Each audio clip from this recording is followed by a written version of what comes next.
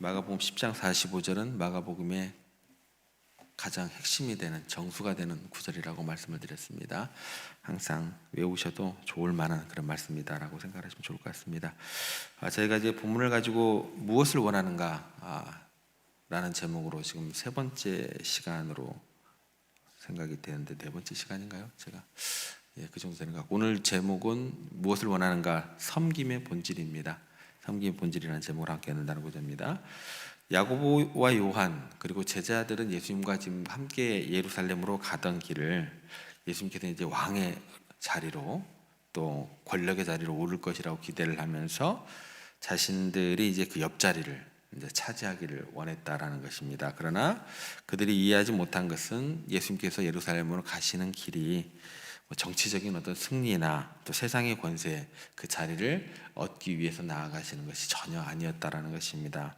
그 길은 인류의 죄를 짊어지고 십자가를 감당하시는 고통의 길이었다라는 것입니다. 무슨 얘기냐면 제자들은 아직 예수님께서 걸으시는 이 길의 참된 의미가 무엇인지 이해를 하지 못했다라는 것입니다. 부르심을 받은 목사인 저나 여러분들이나 예수님께서 걸으시는 길, 부르신 그 목적이 무엇인지 참된 의미를 아직 이해하지 못하고 있다고 한다면 교회는 교회되지 못할 것이고 태상의 빛과 소금이 되지 못할 것이고 언덕 위에 올려진 등불과 같은 역할을 하지 못하게 될 것이다라는 것입니다. 우리 각 지체들이 이 말씀에 대해서 나의 말씀으로 받아들일 수 있느냐 없느냐, 그 말씀에 대한 것들은 굉장히 중요하다라는 것입니다. 예수님께서 제자들의 이 마음을 아시고 진단을 하시게 됩니다. 제자들을 불러다가 그들의 마음 상태가 어떤지 이제 진단을 하시죠. 결론은 뭐냐면 너희들 세상 사람들과 다를 바가 없구나, 이런 내용으로 이제 예수님께서 지적을 하시고 하는 내용이 나오게 됩니다. 42절 말씀 가시면 이렇게 기록되어 있습니다. 예수께서 불러다가 이르시되 이방인의 집권자들이 그들을 임의로 주관하고 그 고관들이 그들에게 권세를 부리는 줄을 너희가 알거니와. 예수님께서 지금 진단을 어떻게 하시냐면 너희들도 세상 사람들과 다를 바가 없구나. 세상 집권자들이 다른 사람을 임의로 주관하는 걸 좋아하고 그렇게 권세 부리는 걸 좋아하고 그렇게 함부로 이야기하는 걸 좋아하고 목소리 높이는 걸 좋아하는데 너희들 그거 알지 않느냐. 근데 어떻게 나라와 함께 가는 길을 그런 자리로 생각하느냐. 주의 종이 되고 주의 제자가 되고 또 주님의 우편에 좌편에 앉는 것이 어찌 그런 걸로 생각하느냐. 예수님께서 이제 너무 안타까워하시는 어떤 그런 진단의 말씀이죠. 여러분, 세상 사람들은요, 자리가 올라갈수록 그 사람들을 주관하고 다스리지만 하나님의 나라에서는요, 거룩한 공동체에서는요, 높은 사람일수록 어떻게 돼요? 직분을 많이 맡을 사람일수록 뭐가 되는 거예요? 섬기고 낮아지는 그런 자리가 돼야 된다라는 것입니다. 우리가 때로 예수님을 따른다고 하면서 그러면서 우리가 무엇을 원하고 어떤 모습을 보이는지 한번 생각해 보시기를 원합니다. 예루살렘에 올라가는 그 길을 제자들처럼 세상 사람들이 생각하는 그런 영광의 길로 바라보면 안 됩니다. 그 모습이 교회에 나타나면 안 돼요. 덕이 안 돼요. 은혜가 안 돼요. 우리가 목사가 되고 장로가 되고 권사가 되고 집사가 되는 것이 세상 사람들이 기대하는 영광의 길이 아니라 재산 다 바치고 시간 다 바치고 재능 다 바치고 하나님을 섬기는 자리 아닙니까? 세상 사람들이 보면 이상한 사람들이에요. 여러분들은 그런 자리잖아요. 거기에서 내가 이전의 모습하고 다른 모습이 나온다고 하면 어떻게 되는 거예요? 뭔가가 내가 변한 거예요. 변화해도 좋게 변하면 변화되었다고 하지만 잘못되게 변하면 뭐예요? 상한 거예요. 변질된 거예요. 어찌 그것을 우리가 살아가는 그 신앙의 길을 권력의 자리, 높은 자리로 생각을 할 수 있겠습니까? 여러분들이 이 새벽에 잠을 주무셔야지 여기 왜 나와 계세요? 여러분들은 세상 사람들이 보기엔 굉장히 이상한 사람들이에요. 그런데 이런 인간의 본성이죠. 권력욕에 대해서 가장 위험한 자리에 노출되어 있는 사람이 누굴까요? 저죠. 목사죠. 잘못하면 순간적으로 내가 뭐 특별한 존재나 되는 것처럼, 스스로 완벽한 것처럼 착각을 할 수도 있고, 내가 마치 뭐 하나님인 것처럼 주님의 종이 아니라 교주가 될 수도 있는 그런 자리죠. 인간의 본성이라는 게요, 누구 하나 예외함 없이 이 위험성에 다 노출된다라는 것입니다. 제가 그런 짓을 할 수 있을까요, 없을까요? 할 수 있어요. 할 수 있습니다. 그럴 때 여러분들은 저를 어떻게 생각하셔야 돼요? 이상하게 생각하실 필요가 없습니다. 이상하게 생각하시지 말고, 저것도 인간이구나, 그러시면 됩니다. 목사도 인간이에요. 저것도 똑같구나. 사람은 뭐예요? 다 똑같습니다. 중요한 건 뭔 줄 아세요? 그런 교만함을요, 예수님께서 부르시잖아요. 말씀으로 가르쳐 주시잖아요. 그럼 뭐 해야 돼요? 깨달으셔야죠. 듣는 귀도 없으면 그거는 구제불능이에요. 부르시잖아요. 중요한 건 뭐냐면 그러한 교만함을 깨닫는 거예요. 그리고 뭐예요? 회개하는 거예요. 누구나 다 인간은 예외함이 없고 똑같다라는 거예요. 하나님, 제가 어느새 또 교만해져 있었네요. 저도 모르게 높아져 있었네요. 라고 하면서 누구 앞에? 여러분들은 사람들 앞에 엎드리는 게 아니에요. 여러분들 자존심을 구기는 게 아니다라는 거예요.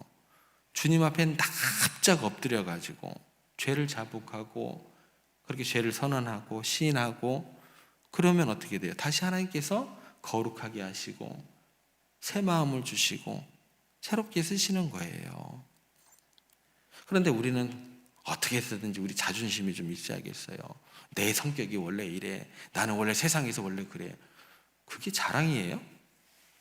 아닙니다, 여러분들. 여러분들 저에게 잘 속고 계시는 거예요. 저 원래 성질 더러운 사람입니다. 목사 아들로 자라가지고요, 사춘기를 지나면서 굉장히 제가 교회에서 볼 걸 안 볼 걸 다 봐가지고 제가 성격이 굉장히 뭐랄까요, 난폭한 사람입니다. 학교를 제대로 안 다녔어요, 고등학교 때. 저희 아버지 친구 되시는 교목 목사님께서 어찌어찌 해가지고 겨우 졸업시켰던 사람입니다. 지금 친구들 만나도 친구들이 야, 우리 동환이가 목사가 되었대. 야, 은혜가 된다. 야, 그래요. 여러분 저에게 잘 속고 계시는 겁니다. 왜요? 원래 제가 그런 사람이지만 저는 그러면 안 되는 사람이에요. 목사로서 부름을 받은 사람입니다. 제가 혹여 여러분들이 대하는 거하고 가정에서 대하는 우리 아이들 대하는 거 틀릴 수가 있어요. 왜요? 가정에서는 아빠로서 저의 부족한 점이 그냥 그대로 노출될 수 있어요. 근데 교회에서는 성도들을 대할 때는요, 이를 악물고서라도 제가 목사로서의 그 직분을 감당하기 위해서 더욱더 낮아지려고 하는 것이고 더욱더 내 목소리를 안 내려고 하는 것이고 더욱더 그래요. 그런데 우리 본성 자체가 어떻게 돼요?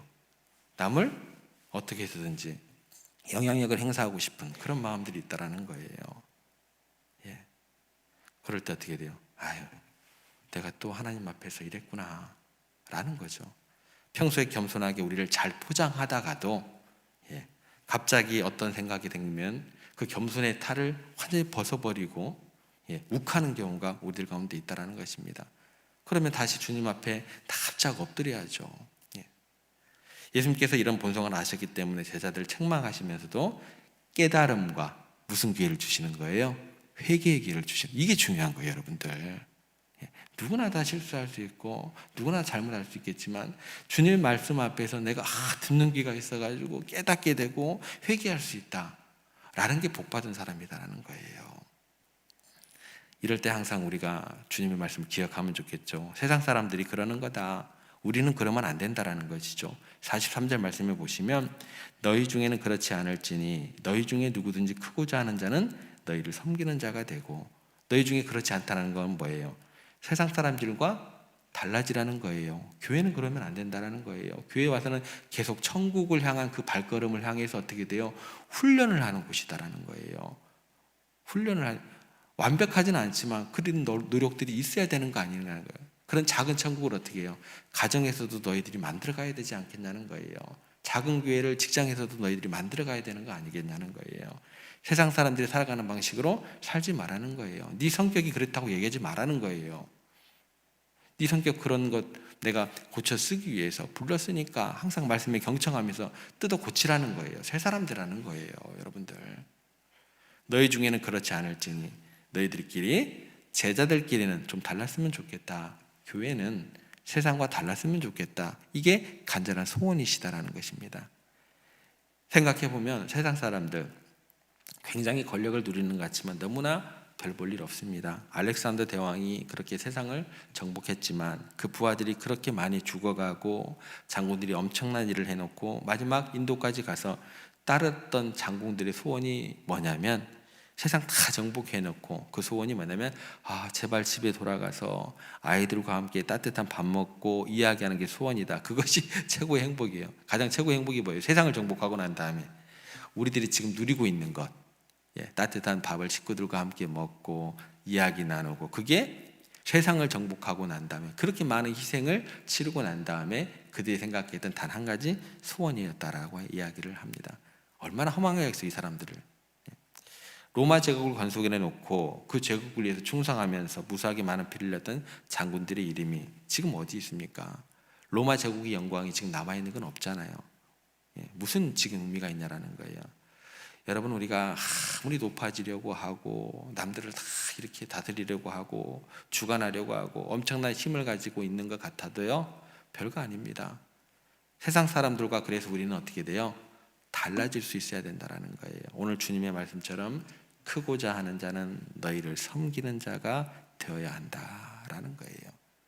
그래서 여러분 마음속에 정말 내 목숨을 다하고 물질을 다하고 밑바닥까지 낮아져서 끝까지 섬기고자 하는 사람들, 그런 사람들이 영광 중에 주님의 좌편에 앉을 것이요 영광 중에 주님의 우편에 앉게 될 것이다 라는 것입니다. 이미 여러분들 직분을 맡고 계시잖아요. 그 직분의 자리가 여러분들은 얼마나 무거운 자리인지 잘 아시는 분들입니다. 모든 것이 어렵습니다. 물론 모든 사정이 각자가 있어요. 건강상의 이유가 있을 수도 있고, 불가피한 직장의 일정이 있을 수도 있고, 개인적인 어떤 생활의 어떤 리듬들이 있을 수 있어요. 그런데 모든 항존직들은요, 원칙적으로 모든 예배와 기도회에 나와야 하고, 헌금의 본도 보여야 하고, 교회의 크고 작은 봉사에 무조건 감당하셔야 돼요. 왜 그런 줄 아세요? 그것은 뭐냐면 성령님의 인도하심 때문에 그래요. 성령님께서 교회 공동체를 이끌어 가시기 때문에 그 흐름을 함께 경험을 하고 이해하는 것이 무엇보다도 중요합니다. 성령님께서 그 흐름을 이끌어 가실 때 그 자리에, 말씀이 선포되는 자리에, 함께 회의를 진행을 하면서 함께 의견을 나누는 자리에 없으면 성령님의 그 이끌어 가심을 경험하는 그 자리야 되는데 그 흐름을 놓치게 됩니다. 그러면 뭐가 돼요? 교회요, 문제가 생기게 됩니다.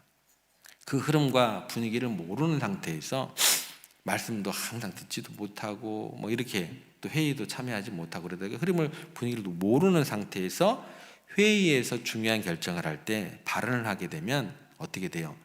성령님께서 이끌고자 하시는 그 방향과 다른 내 생각을 가지고 들어가게 돼요. 발언을 하게 되면 공동체의 방향과 어긋나는 이야기를 하게 된다라는 거예요. 예를 들어 드릴게요. 가룟 유다가요, 제자들의 모임을 떠났을 때 어떤 일이 일어나게 돼요? 결국 예수님 팔아 넘겨버립니다. 도마가 어떤 일이 일어나게 되냐면 부활하신 예수님께서 제자들에게 나타나셨을 때 그 자리에 없었어요. 다른 제자들이 한결같은 목소리로 제자들이 부활하신 예수님에 대해 증언을 했어요. 도마가 뭐라고 한 줄 아세요? 내가 그의 손의 못자국을 보고 내 손가락을 못자국에 넣어보며 내 손을 내 옆구리에 넣어보지 않고는 믿지 아니하겠노라. 다 모여있는 자리에 자기만 없으니까 뭐예요? 딴소리 하는 거예요. 성령님의 하나 되시게 하는 역사 가운데 함께 동참하고 그렇게 교회를 만들어가고 공동체를 만들어가기 위해서는요, 여러분들처럼 말씀이 증거되는 새벽 기도회에 말씀으로 다시 성령님의 하나됨을 느끼고 기도하고, 수요 기도회도 그러고 주일 예배도 그러고 주일 오후 찬양 예배도 그러고, 최소한 항존직들은요 그 시간들을 함께 따라 움직여야 돼요. 그렇지 않으면 어떻게 돼요? 도마와 같이 딴 얘기예요. 우리 공동체의 방향은 뭐 하나님 기뻐하시고 성도들이 행복한 교회입니다, 말씀으로 항상 선포가 되는데 뭐 딴 나라 얘기하고 있어요.